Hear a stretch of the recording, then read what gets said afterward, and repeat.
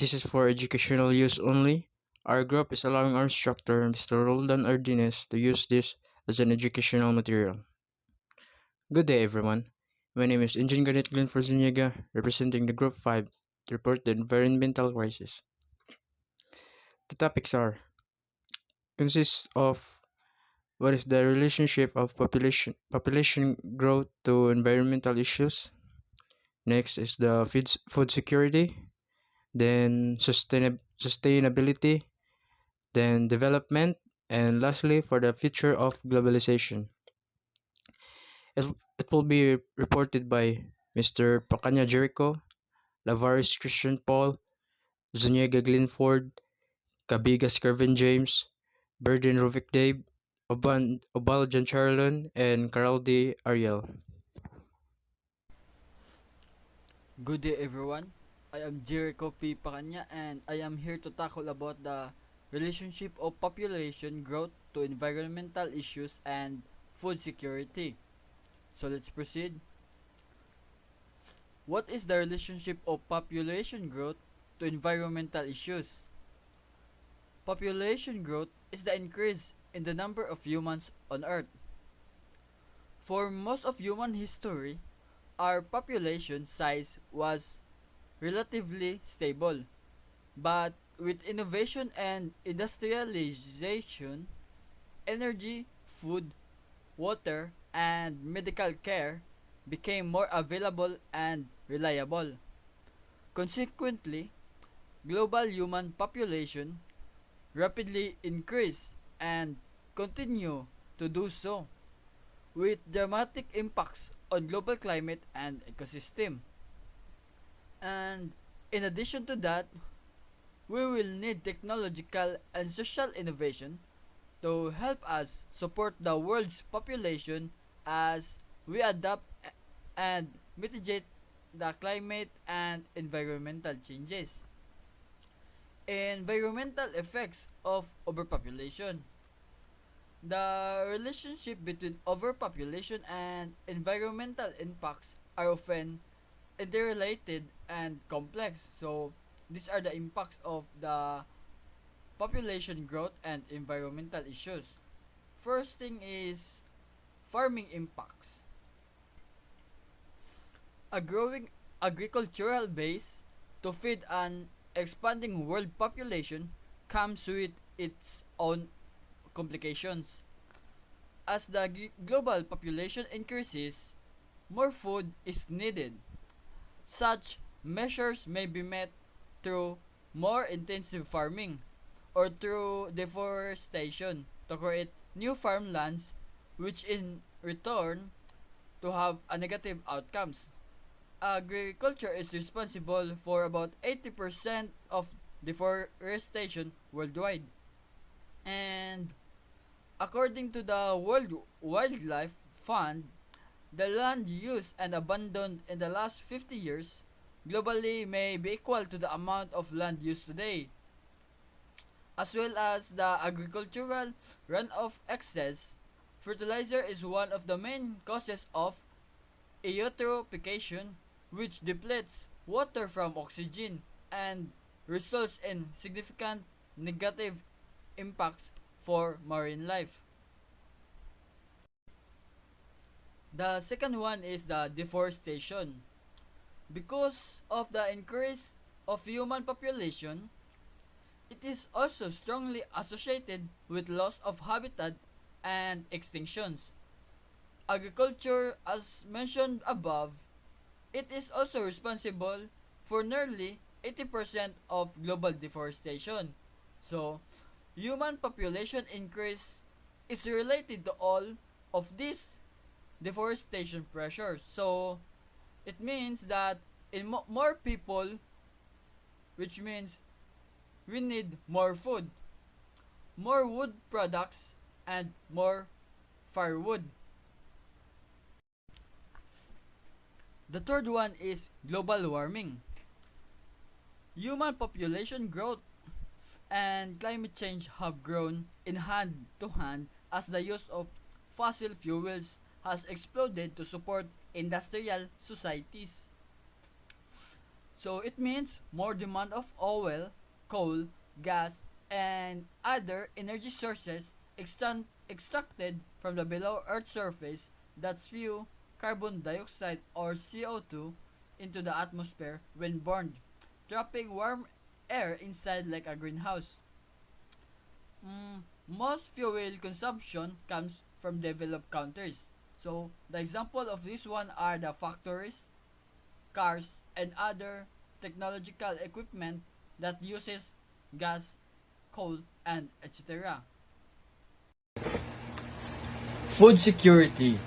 Increasing numbers of people often drive up demand for food, which typically results in additional use of arable land and water. This is especially true in the absence of the adequate food production and integrated programs that simultaneously address community needs for food and reproductive health.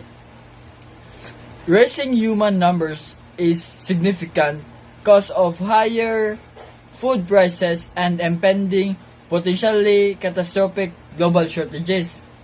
Investing in family planning and women's empowerment will show population growth and increase future for food security. As a situation that exists when all people at all times have physical and social economic access to sufficient, safe and nutritious food that meets their dietary needs and food preferences for an active and healthy life. Good day everyone, I'm Christian Paul Labares and my topic is food security. Food security. What is food security? As a situation that exists when all people at all times have physical, social, and economic access to sufficient, safe, and nutritious food that meets their dietary needs and food preferences for an active and healthy life. Four dimensions of food security have been identified in line with different levels. Number one is availability, is national, and the second one is accessibility, is household, and the third one is utilization, is individual, and fourth one is stability. May be considered as a time dimension that affects all the levels. All four of these dimensions must be interact for full food security. More recent developments emphasize the importance of sustainability, which may be considered as the long-term time, the fifth dimension to food security. Ensuring food security when considering the impacts of climate change and food security and designing strategies to address these impacts. It is critical to understand the different dimensions of food security. FAO has defined four dimensions of food security. First one is food availability and economic and physical access to food, food utilization, and stability over time. So, food availability is achieved when sufficient quantities of food are consistently available to all individuals within a country.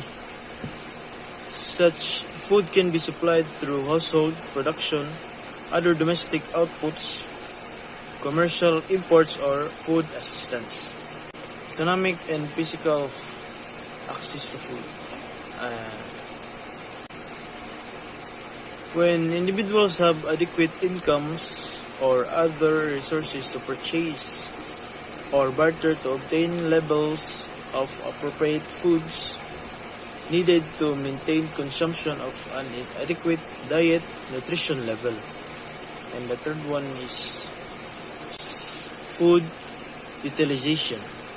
The proper biological use of food requiring a diet providing sufficient energy and essential nutrients, potable water, and adequate sanitation. And stability is vulnerability and shocks. By the mid-90s, food security was recognized as a significant concern, spanning a spectrum from the individual to the global level. However, access now involves sufficient food, indicating continuing concern with protein, energy, malnutrition. But the definition was broadened to incorporate food safety and also nutritional balance, reflecting concerns about food composition and minor nutrient requirements for an active and healthy life. Food preferences, socially or culturally determined, now become a consideration. The potential high degree of context specificity implies that the concept had both lost its simplicity and was not itself a goal, but an intermediating set of action that contribute to an active and healthy life. Here's some video of food security. Surwa is a farmer in Africa. Every day, she works long hours tending a small plot of land. She hopes to grow enough crops to keep her children from going hungry and sell what's left for a fair price. But it's a fragile lifeline. Crop disease, unstable markets, or a few weeks without rain could destroy everything she has. She is not alone. Nearly 1 billion people go to bed hungry every day. Millions of farmers throughout the world, most of whom are women, are struggling to survive and feed their families because they lack the access to quality seeds, markets, or innovative tools that can maximize their harvests. But these problems can be solved. Interventions like better irrigation systems, improved fertilizers, and disease and drought-resistant seeds can produce larger harvests. Alliances between governments and the private sector can foster real growth, creating new, bustling marketplaces and fueling supply and demand so farmers can sell their products. And education programs on vitamin-rich crops can help farmers provide more nutritious food for their families. By providing women like Surwa with the right tools, access, training, and technology, there could be a 30% increase in global food production. That's 150 million more people who would have enough to eat each year. Tackling hunger anywhere is the responsibility of people everywhere. By empowering countries to grow their way out of poverty, we can break the cycle of hunger and build a more stable world for future generations.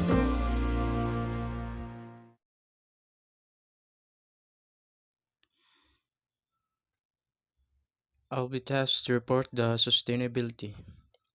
For the objectives of our topic is to know what is sustainability, to know why population dynamic matters for the sustainable development, and lastly, what is the possible solution in order to attain sustainability. So, what is sustainability? Sustainable practices support ecological, human, and economic health and vitality. Sustainability presumes that resources are finite and should be used conservatively and wisely with a view to long-term priorities and consequences of the ways in which resources are used. In simplest terms, sustainability is about our children and our grandchildren and the world we live them. So, next is why population dynamics matters for the sustainable development. Population growth, population aging and decline, as well as migration and urbanization affect virtually all developed objectives that are on top of national and global development agendas. They affect consumption, production, employment, in- income distribution, poverty, and social protections, including pensions.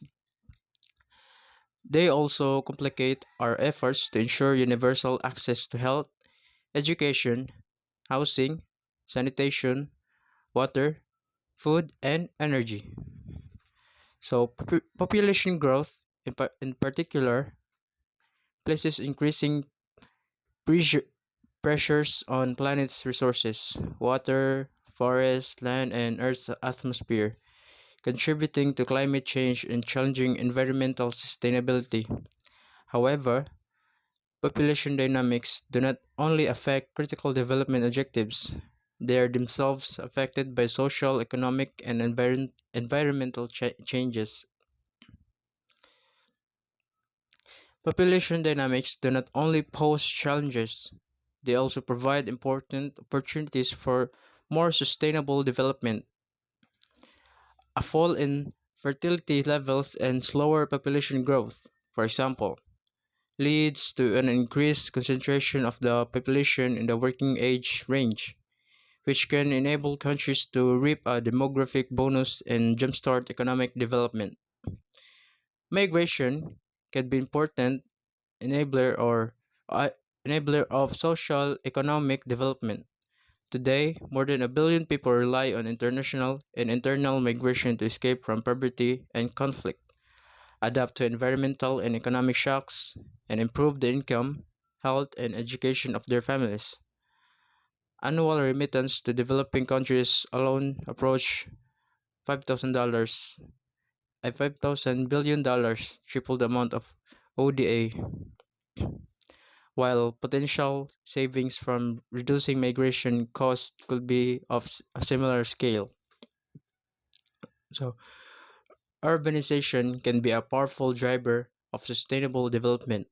Higher population density enables governments to more easily deliver essential infrastructure and services in urban areas at relatively low cost per capita. Livable and sustainable cities have knock-on effects in terms of providing rural population with greater access to services such as education and healthcare, while also empowering them economically. Furthermore, urbanization can produce energy savings, particularly in housing and transportation sectors.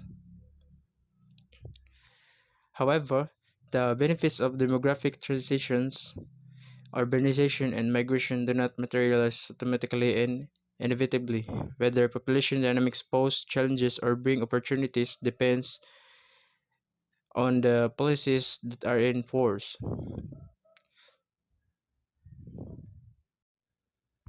So, this is the possible solution to attain sustainability.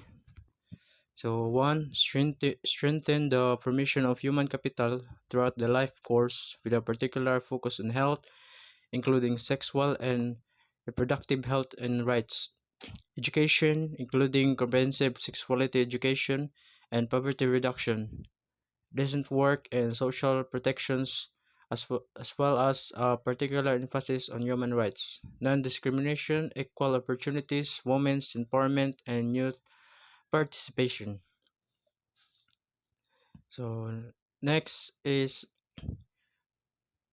promote the development benefits of migration with a focus on ensuring the rights and safety of migrants and combating discrimination against migrants, and a perspective on realizing the developmental benefits of migration for both sending and receiving countries. So migration allows people to escape from desperate situation and to seek more promising lives. Migration and the resources generates in the form of diaspora investments, workers, remittance, and knowledge and skills transfers can enhance individual capabilities and human development at the household level, at both origin and destination, and can also contribute to local and national development, in part by promoting resilience in the face of economic and environmental risks and shocks. So, 3. Create e- equitable, livable, and sustainable cities that can accommodate increased demands for livelihoods and services, while strengthening the linkage between rural and urban areas and promoting the sustainable development of rural communities. By 2050, the global proportion of people living in cities and towns is expected to rise about 67%. The rapidly increasing dominance of cities places the process of urbanization among the most significant global social transformation of 21st century. So 4. Strengthen national capacities to collect, use, and analyze population data and projections. People-centered development strategies must systematically consider changes in the number, age, and location of the people, and use population data and projections to inform development goals, targets, and indicators, as well as policies and programs. Data producers should systematically disaggregate relevant socio-economic data by sex, age, and location. So that's all my report. Thank you. So, good day everyone. I am Engine Cadet Cabigas. So, for today's topic, we will tackle about the relationship of population growth to development. Introduction. Population and development generally refers to the study of consequences of population trends on socio-economic development, human welfare, and natural environment.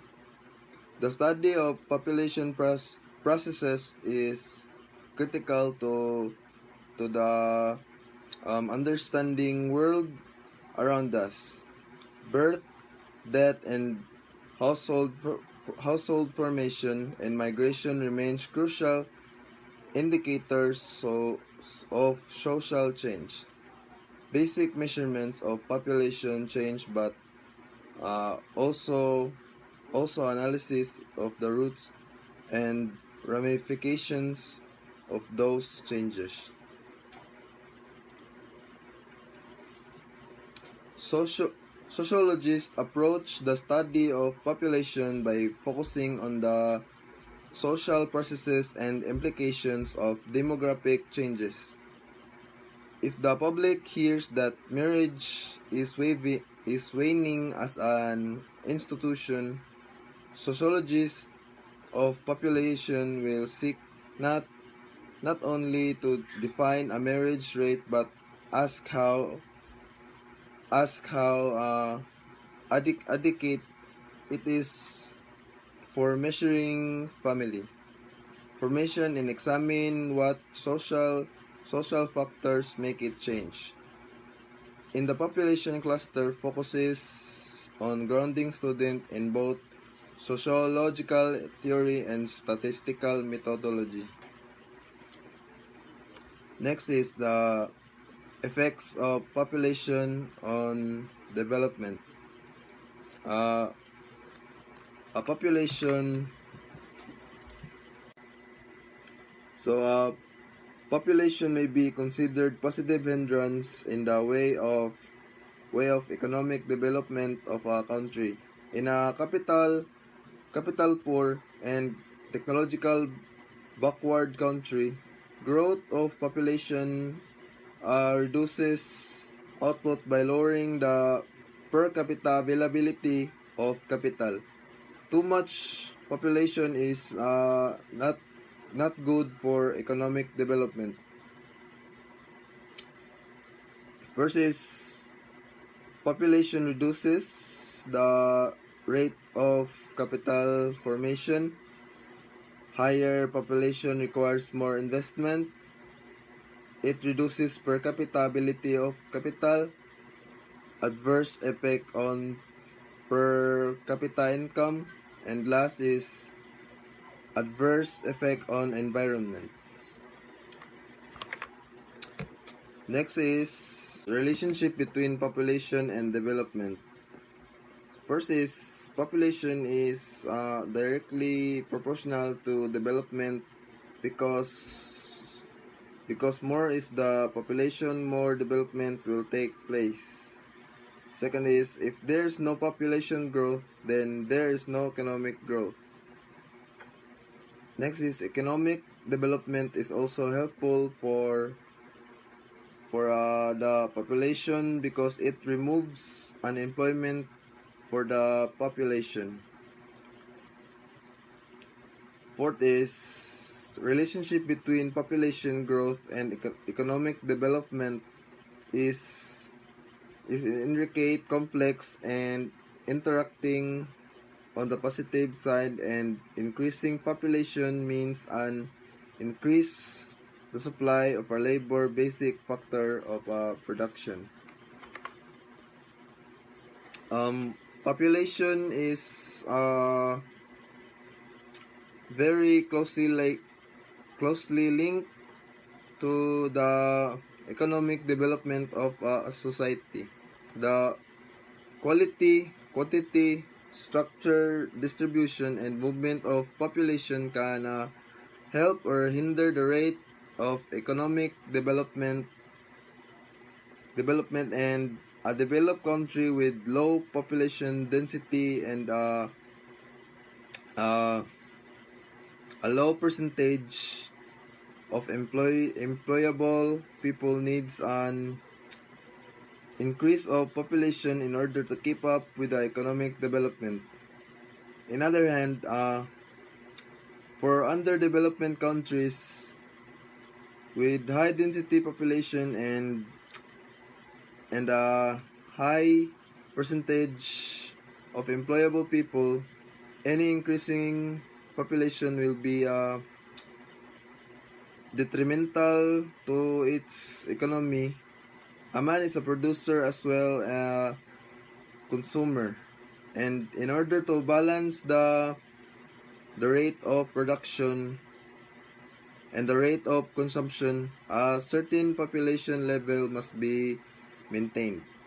Next is population policy must develop according to the following guidelines.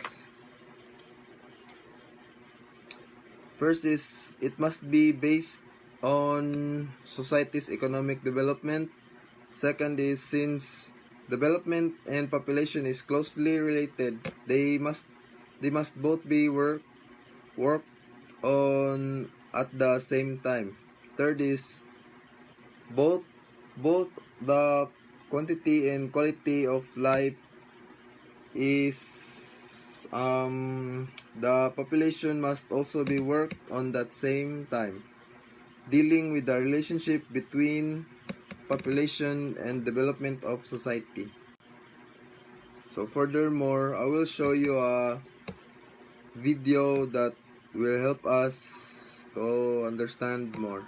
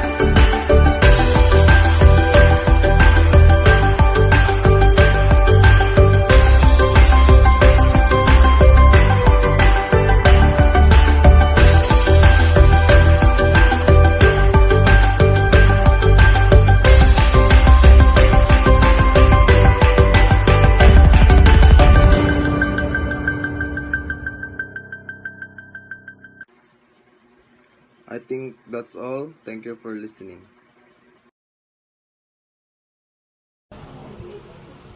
Hi guys, I am Rovic Dave and Bardin, group of Soniga.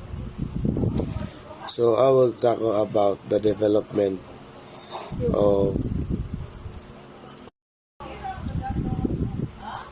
development of relationship or population growth. So what is a development? A development is defined as the process of growth or new information or an event. So development, as our develop, it is new, invented to have new beginnings in every population. I have example later, so let's talk about this, the development. It is used as a instrument to keep the growth of every population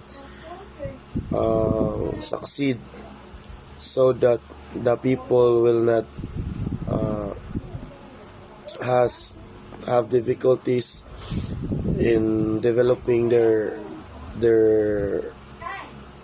place and population. So first example of that is the developed country with low population density and a low percentage of employable people needs an increase in population in order to keep up with economic development. So not all in development are for the population. It might help the nation and help the economic growth of the population, just to supply the needs of every people that that that supports them in their needs in every population they belong. So next is the quantity. So what is a quantity? Quantity is, on the other hand, the extent, the size, or sum of something. It is countable or measurable and can be expressed as a numerical. So in quantity, it is the class of number one. First example about development. So it is countable, and it creates shape and give the use of every thing that you can see in the place. So it might, so in economic development, the quantity as good example, because it counts the how the population growth, success in every way. So second example of that is the quality. The quality is measure of excellence of the state of being described something, either how it was made or how it is compared to others. So in quality, they make it stronger and better. Like my example of that is like shoes. There's a class of every shoes. There's a class A or local made, like China made and the original like USA made. So in that in that example, if you buy uh, China made, it is very cheap, but it is very versatile and the durability is very low. Uh, you did not follow the standards in the shoes because it is very easily to break and makes you angry because if you go to the work and your shoes will be broken, so you will buy the good quality to buy good products and check the quality and quantity in every product. Thank you for listening. Good day, everyone. My name is John Charlan Diubal. I'm from Group 5 and I'm here to tackle about the relationship of the population growth to the future of globalizations. So first, let's talk about the advantages of population growth. So the first one is more people leads to greater human capital. So which is if there's more people or the probability finding genius people like Albert Einstein, Marie Curie or Beethoven, it increased the marketing of capital, and these exceptional people can lead to the technological and cultural masterpiece which enrich our lives. So the second is higher economic growth, which population growth will lead to economic growth, and with more people able to produce more goods, and it will lead to higher tax revenues which can be spent on public goods such as healthcare and environmental project. So that's the second advantages. So let's move on to the third, which is the economies of scale. So the economies of scale are here are the farming and industry which have been able to benefit from economies of scale, which means as the population grows, food and the output of and manufacturing output have been able to grow even faster than population growth. So for the last one is the improved demographic structure of society. So many Western economies are now experiencing a failing population. With this, the result, their population demographic is being skewed to old and retired people.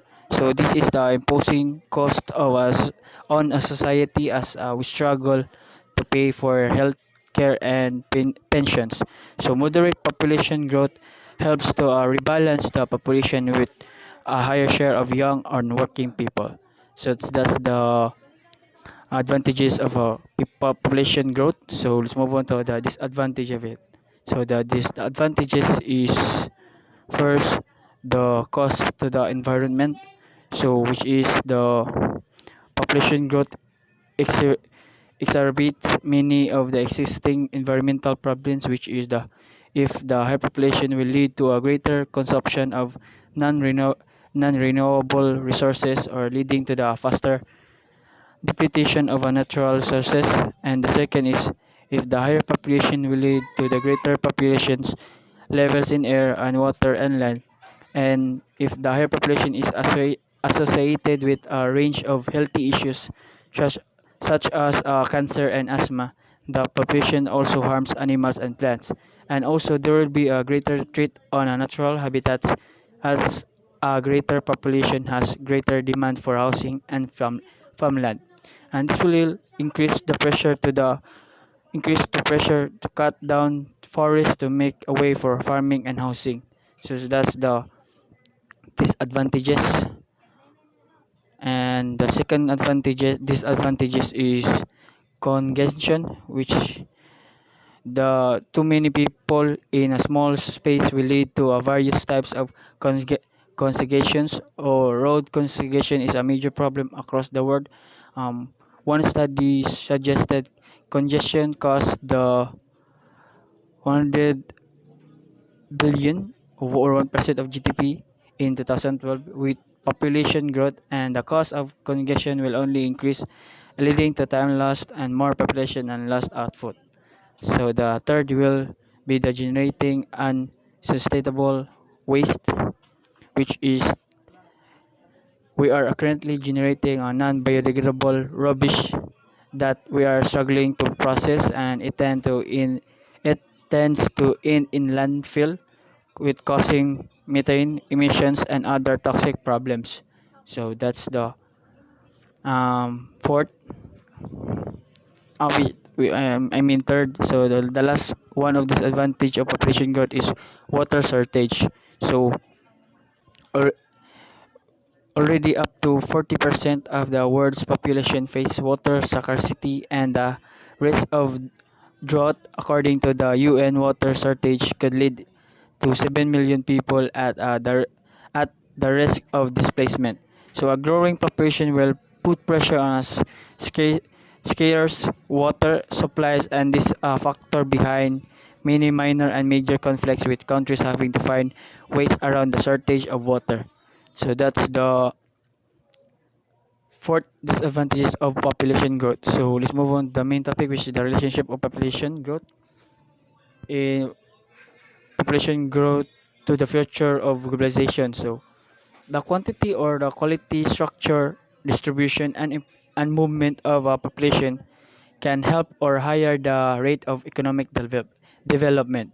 So, which means the a developed country with low population density and a low percentage of employable people needs an increase in population in order to keep up with economic development. So, which is the globalization influences the speed of development, stimulating faster economic growth in some countries than in others.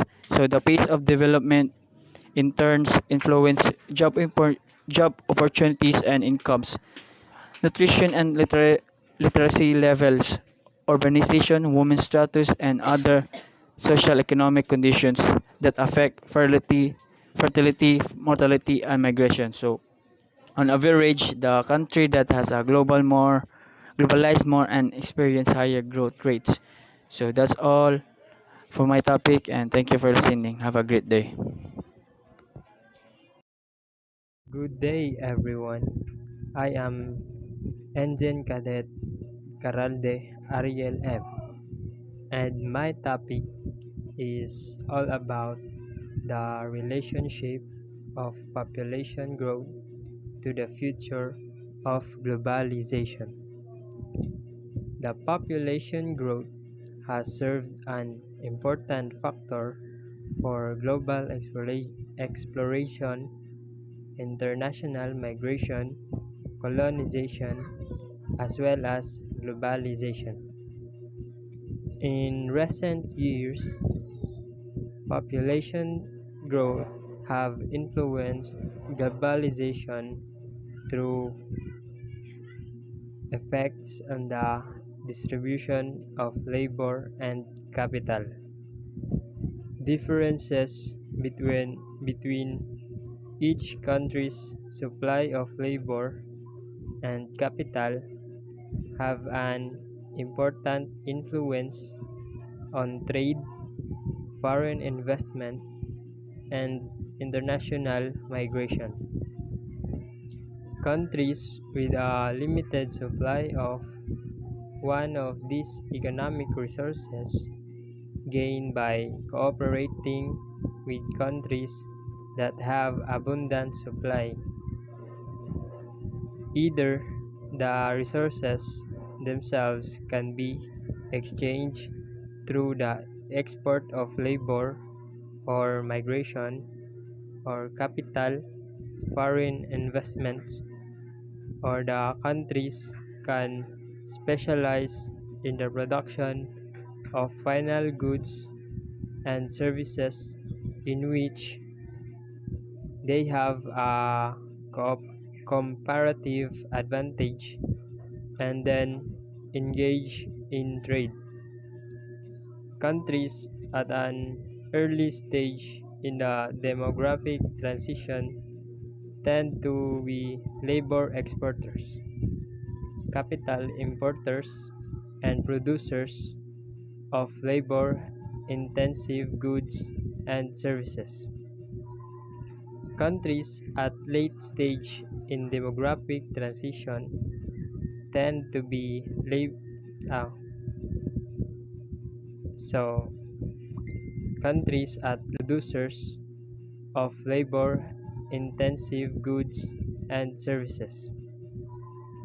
Countries at late stage in demographic transition tend to be uh,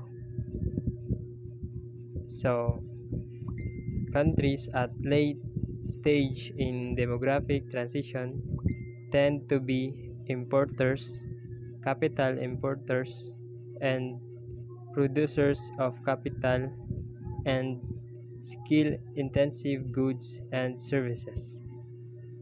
Thus, Hong Kong and Singapore, among the first Asian countries to achieve low fertility, have become major importers of labor. The Philippines and India, two countries at the early stage of fertility transition, are leading labor exporters.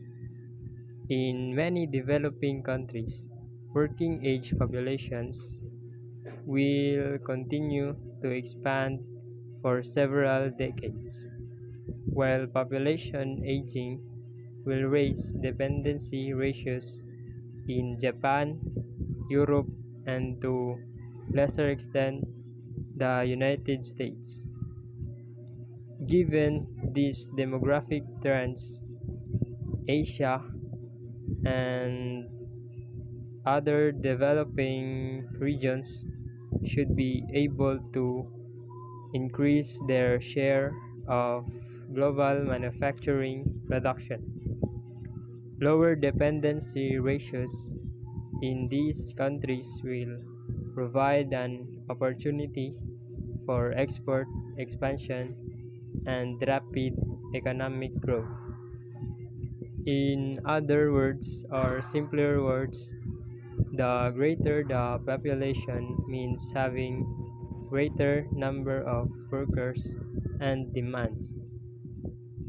Let's say in the economic area, for the positive effect, there will be greater number of manpower, and for the negative impact, the demands will be higher, which means more resources will be needed to be able to supply their needs.